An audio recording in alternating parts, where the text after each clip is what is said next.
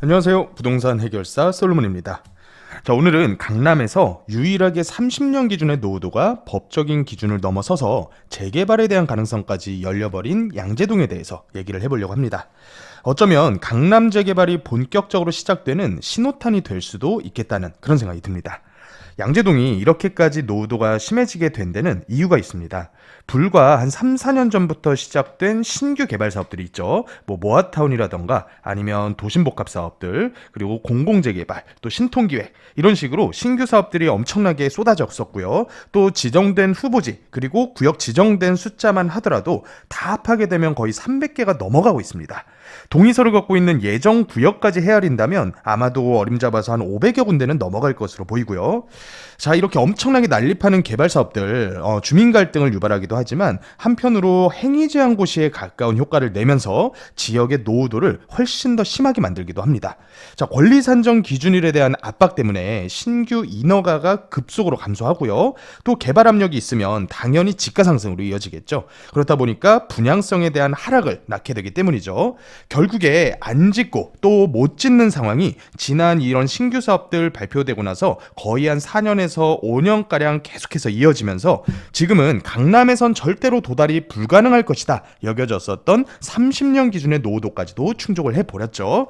자, 자료를 보면서 한번 자세하게 분석해 보겠습니다. 제가 불과 1, 2년 전에 분석했었던 양재 2동 구역별 노후도입니다. 그 구역은 1구역부터 시작을 해서 7구역까지 총 7개 구역이 모아타운을 추진을 했었고요. 그 중에서 모아타운 구역 지정까지 간 것은 1구역입니다. 그리고 그 다음으로 달려갔었던 6구역이 있었고요. 나머지 구역들은 상권이라던가 종교시설 이런 부분들에 대한 우려 때문에 사실은 본격 궤도까지는 못 올라갔었다는 단점이 좀 있었어요. 자, 그런데 불과 1, 2년 만에 구역별 노후도를 제가 다시 재보니까 노후도가 어떻게 바뀌었냐. 30년 기준의 노후도를 충족한 구역들이 하나씩 나오기 시작을 합니다. 예를 들어 양재 2, 4, 5, 6구역이 바로 그 대상인데 여기 지도를 보면 2구역 같은 경우는 상권이 가장 많은 구역 중에 하나고요. 또 5구역 역시도 상권이 굉장히 많이 포함된 구역입니다.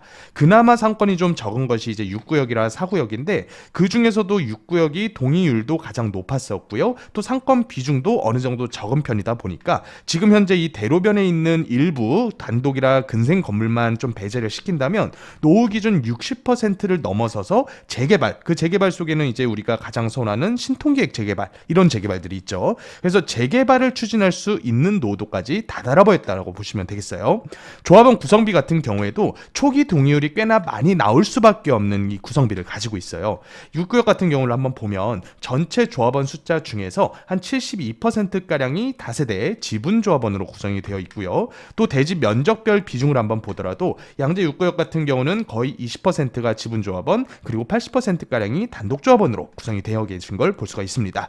자, 그렇다 보니까 진행이 됐을 때의 사업성 측면도 굉장히 좋을 것이다라고 예측을 해볼 수가 있겠고요. 또 이 사업성 측면도 한번 점프를 크게 한 측면이 좀 있죠. 그게 바로 이제 분양가, 기대할 수 있는 분양가가 주변 아파트 값과 더불어서 굉장히 큰 폭으로 올랐다는 점이에요. 그래서 이 부분을 살펴보려면 주변 아파트 가격이 단기간 내에 얼마나 점프했는지를 구역별로 한번 볼 필요가 있습니다. 일단은 신축급 아파트를 한번 보면 개포동에 재건축이 완료되어서 지어진 신축급 아파트 촌이 구성이 되어 있죠. 그래서 개포 레미안 포레스트, DH, 그리고 또 레미안 블레스티지, 개포 주공이라던가 시형 아파트들 재건축이 되면서 탄생한 신축급 아파트인데 불과 1, 2년 전만 하더라도 평당 1억까지는 못 갔었던 아파트입니다. 그래서 30억 언더에서 이렇게 거래가 됐었는데 최근에는 이제 반포를 이어서 개포 역시도 평당 1억 시대를 열어가고 있어요. 그래서 34평 전용 한 84 정도 되는 사이즈가 현재 거래된 최근 실거래는 34억대, 그리고 현재 나오는 호가들은 38억, 39억 같은 거의 40억에 근접한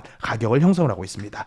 그렇다 보니까 이 지역 역시도 이제 분양가에 대한 기대감이 훨씬 더 높아졌다고 볼 수가 있겠는데 아직까지는 아쉽게도 분양가 상한제라는 규제 지역으로 묶여있기 때문에 분양가가 이제 정부에 의해서 컨트롤되고 있기는 하죠. 하지만 제가 여러 차례 말씀드렸던 것처럼 조합원들의 이익을 위해서 진행하는 재건축 재개발 사업장에서 인위적으로 거의 공공택지와 동일한 수준으로 분양가를 묶어놓는 것은 말이 안 된다. 반드시 없어져야 될 악법 중에 하나다라고 말씀을 드려왔는데 이런 부분들이 어느 정도 개선이 되게 돼준다면 어느 정도 이제 조합원들께서 기대하시는 시세 정도 수준의 분양가로 찾아갈 날이 다시 올 수도 있겠다라는 생각은 들어요.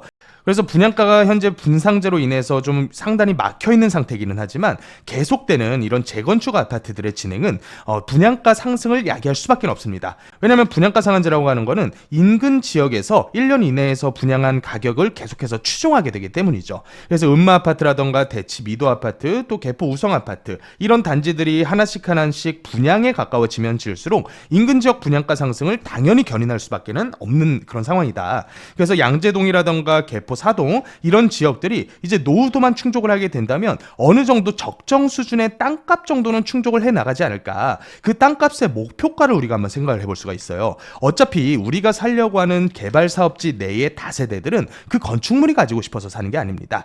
개발에 필요한 재료, 즉 땅이 필요하기 때문에 사는 거거든요.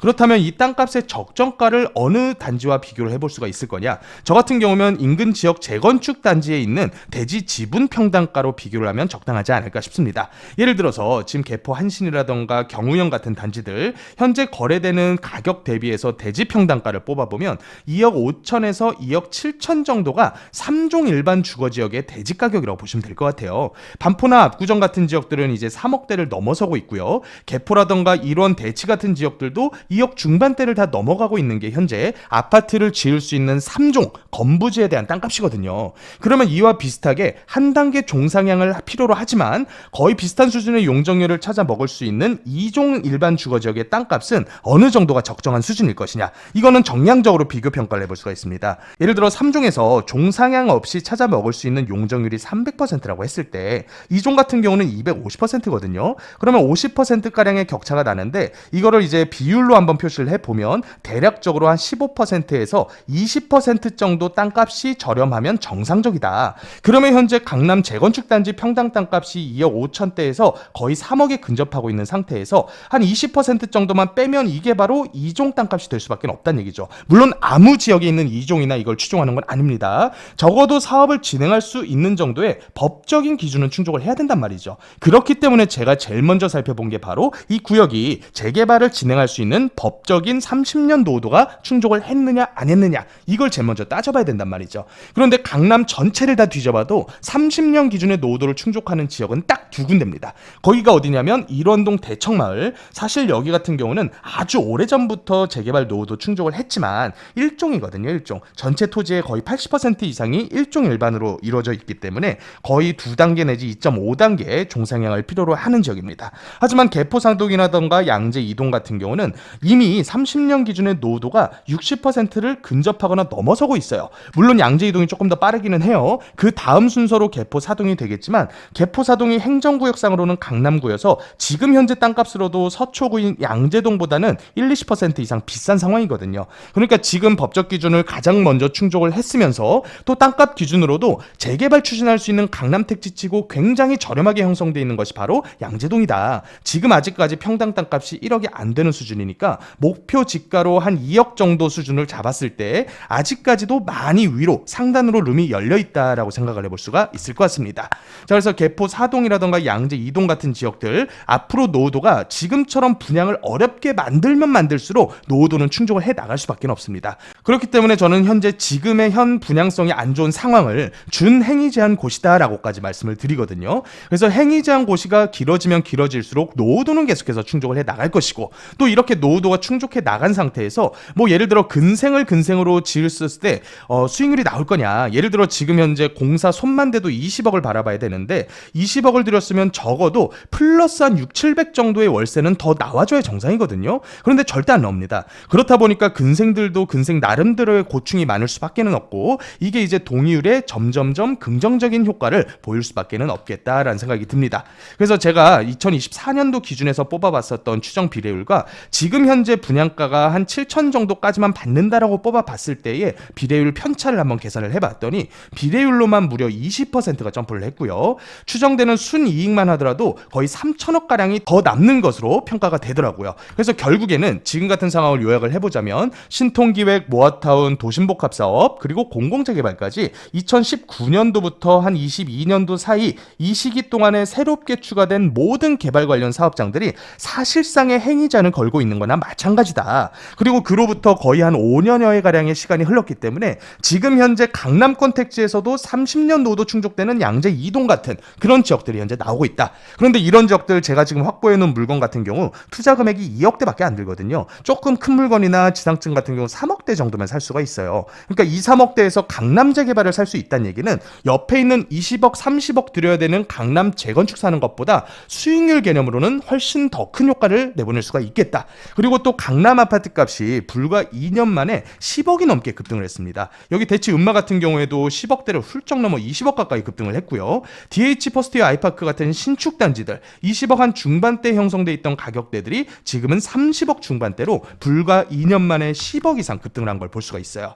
자, 그렇다 보니까 이런 급등 현상들 사업성을 같이 견인하는 효과가 날 수밖에 없다. 그리고 주변 지역에서 진행하고 있는 재건축 단지가 많으면 많을수록 분양이 되면 될수록 분상제의 효과는 약해지거든요. 그러니까 재건축 일반 분양이 계속해서 되는 효과가 약해지는 분상제, 이게 바로 이 구역 내의 사업성을 계속해서 견인하는 효과를 내보낼 수가 있다는 거죠.